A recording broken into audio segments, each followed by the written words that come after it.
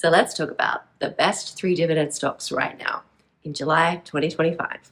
I took a few months off to go work on other projects, go to Paris for my birthday, and just relax while the markets went a bit crazy over the last few months.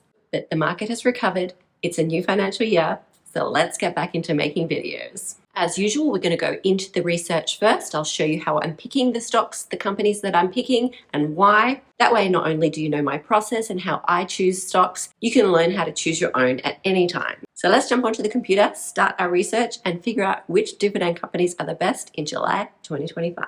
The first step is just to get the list of stocks that you want. I like to get those in the ASX 200 just because these companies are more established.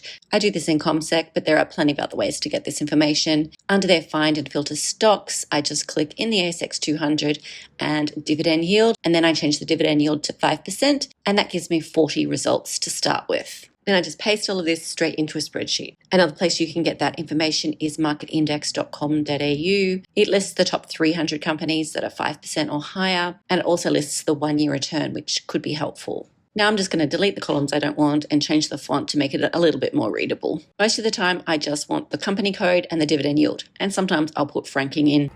Now, because I want to know if these companies are actually doing well, I usually go and have a look at what they've done over the last 5 years, the price increase over the last 5 years. Once I have this information, then I'll just sort and make sure I put the highest to lowest. What I'm actually looking for is companies that have done better over the last 5 years, better than the ASX 200 has done.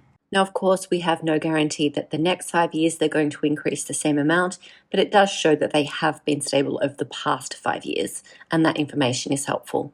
We now have only 8 companies left. So now what I'm going to do is go in and see how stable have these dividends actually been. While the yield is important, dividend stability is far more important. And we can look at Yancoal here, which has a really high dividend yield, but its dividends have been a little inconsistent. It only paid once in 2024, and even though it's gone up in 2025, I still don't feel like I know where the dividends are going. Compare that to HLI, where the dividends are growing and have been over the last 4 years. So to pick the final 3 is usually a combination of a few things. Sometimes I will look at what the price has done over the past year.